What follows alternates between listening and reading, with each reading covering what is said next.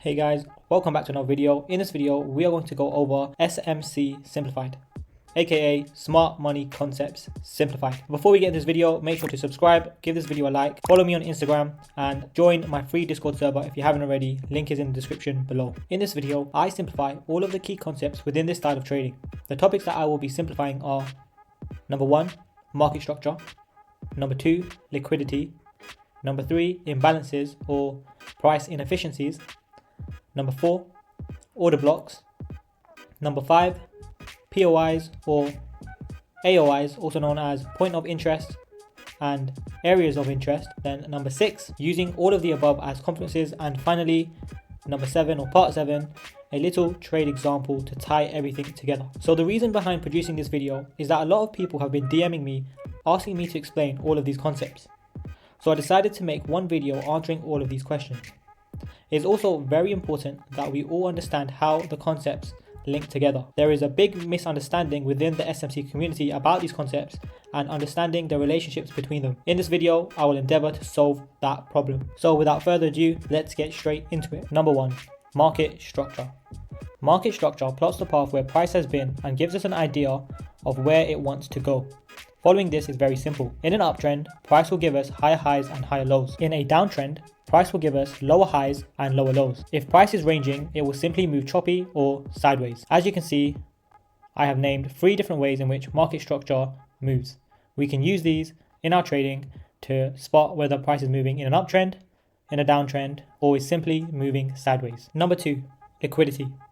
Liquidity is the form of money represented on a chart. It is important to remember and understand that liquidity is above every high and below every low.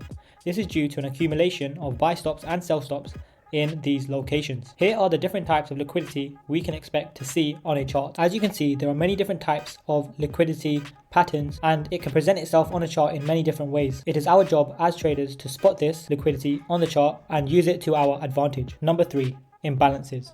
Imbalances form when price has not been delivered to both buyers and sellers properly.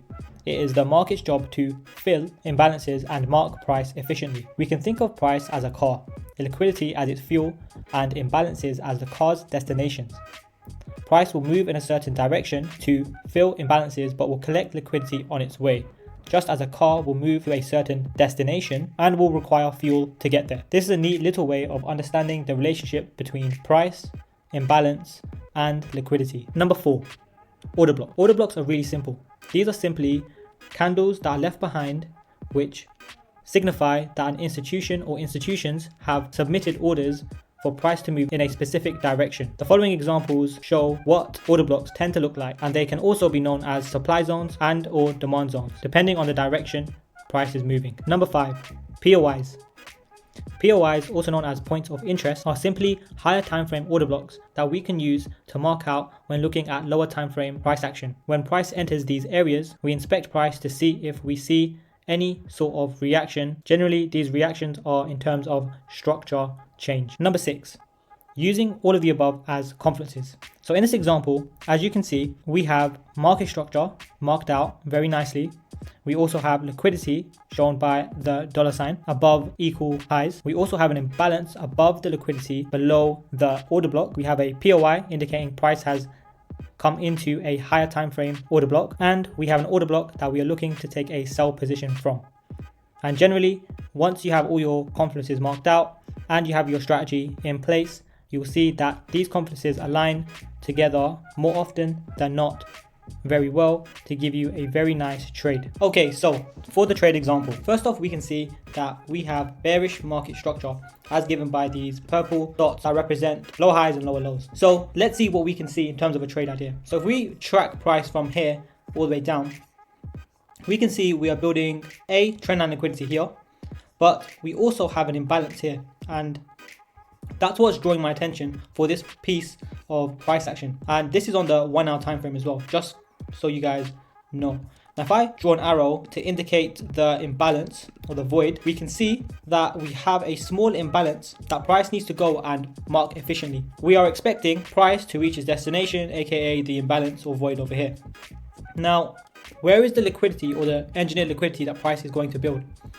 And to be fair, we can see that we have something like this equals over here, or you know, you could say this is equals as well, this piece of price action here. So let's just say that this is equals, and that's what we have at this point. The expectation from here is that price is going to move to the upside to fill this imbalance and then take this liquidity on its way there as well. Okay, so now we can see we are starting to use the confluences. So the first is we have market structure. The second is we have the liquidity. We also have the imbalance as well. And the next one would be, do we have an order block? And quite clearly, yes. So whenever we have an imbalance, we generally have an order block as well. And we can quite clearly see that this over here is the order block. So now we can see we have a trade idea coming together, right? Or trade setup coming together. And that's what we were looking for in the first place. So let's see what happens. If I just play it, we are expecting price to first take this liquidity here, fill this imbalance, and then reject this area for a short opportunity.